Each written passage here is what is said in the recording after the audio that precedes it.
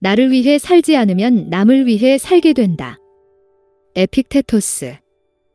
노예로 태어났어도 실패가 아니다. 절름발이가 되어도 망하지 않았다. 우리는 그 어떤 순간에도 자유인으로 살 수 있다. 에픽테토스는 고대 그리스의 스토아 철학자이다.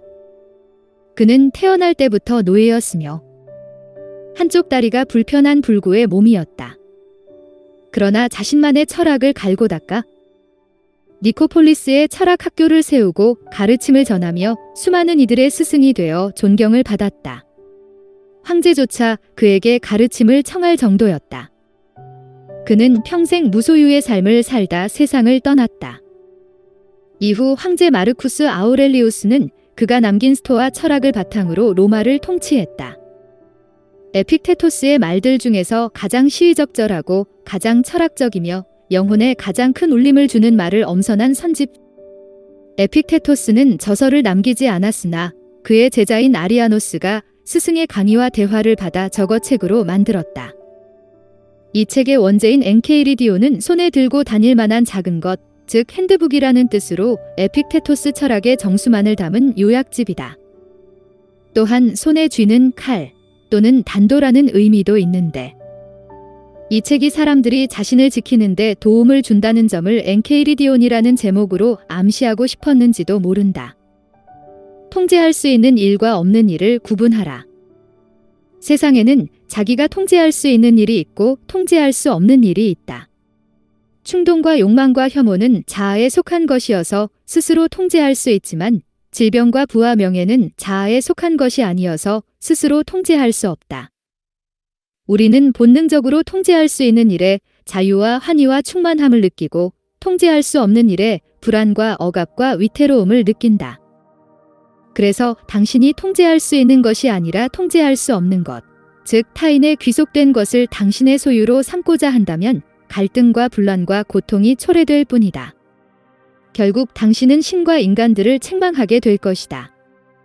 그러나 당신이 자신에게 속한 것에 만족하고 타인에게 속한 것을 탐하지 않는다면 누구도 당신을 비난하거나 배척하지 않을 것이다. 당신 또한 타인을 비판하거나 정죄할 일이 없을 것이며 억지로 원하지 않는 일을 행해야 할 필요도 없을 것이다. 그러면 누구도 당신을 해하지 않을 것이고 누구도 당신을 대적하지 않을 것이며 누구도 당신에게 고통을 줄 수 없다. 이런 경지에 오르고자 한다면 아무리 사소한 것이라도 내가 통제할 수 없는 것을 마음에 두어서는 안 된다. 이를 위해 때로는 불필요한 행위를 멈춰야 하고 때로는 판단을 보류해야 한다. 만일 여기 만족하지 않고 부와 권력까지 손에 넣으려 하다가는 아무것도 얻지 못할 수 있다. 그리고 결국 자유와 행복 모두를 잃게 된다. 당신은 수긍하기 힘든 세상일에 대해 이렇게 말할 수 있어야 한다. 저것은 껍데기일 뿐 보이는 것이 실체가 아니야. 자신의 생각으로 이를 다시 검토해야 한다. 이때 가장 중요한 점은 당신이 그 일을 통제할 수 있는가 하는 점이다.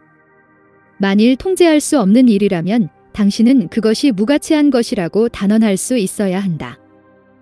통제할 수 없는 일에 대한 혐오를 거둬라. 욕망은 당신이 원하는 것을 이루도록 충동하는 마음이고 혐오는 당신이 싫어하는 것을 피하도록 이끄는 마음이다.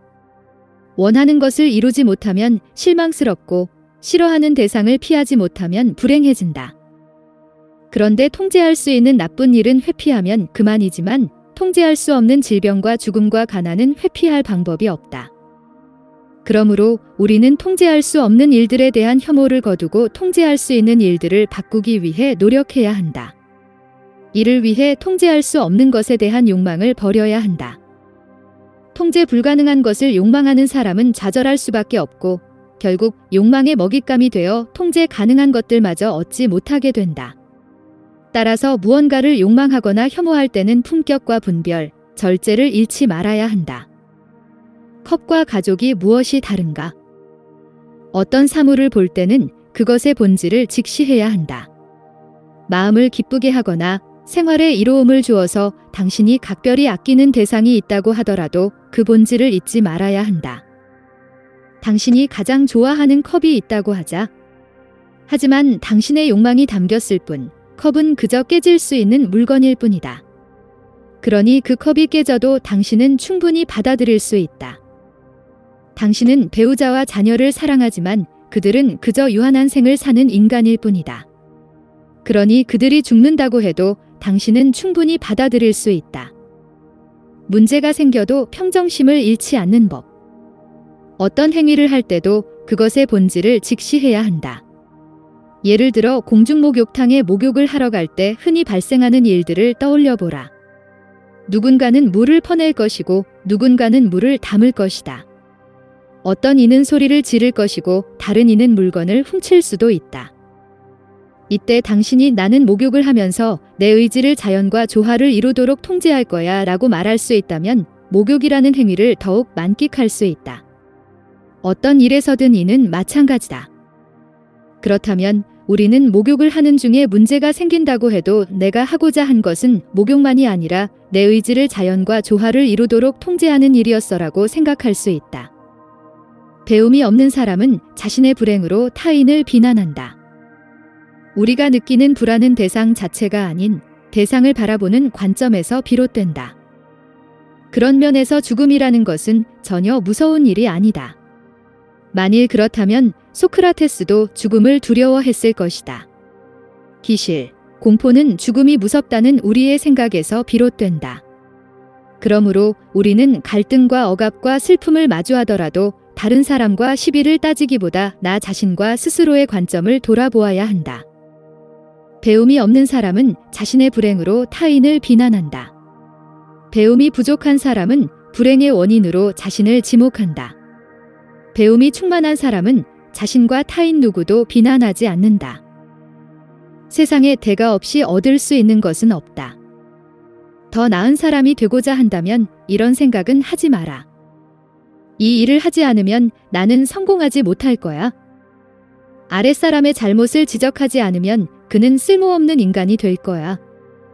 근심 속에서 풍족하게 사느니 마음 편히 굶는 편이 낫고 아랫사람이 쓸모없는 인간이 되는 것이 당신이 걱정으로 불행한 것보다 낫다.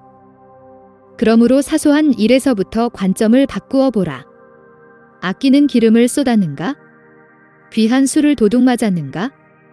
이렇게 되뇌어라. 이건 마음의 평온과 평정을 위해 지불한 대가다. 세상에 대가 없이 얻을 수 있는 것은 없으니까.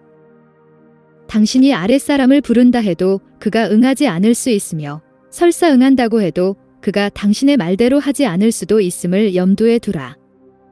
중요하지도 않은 타인에게 당신의 평정심을 맡기는 것은 바람직하지 않다.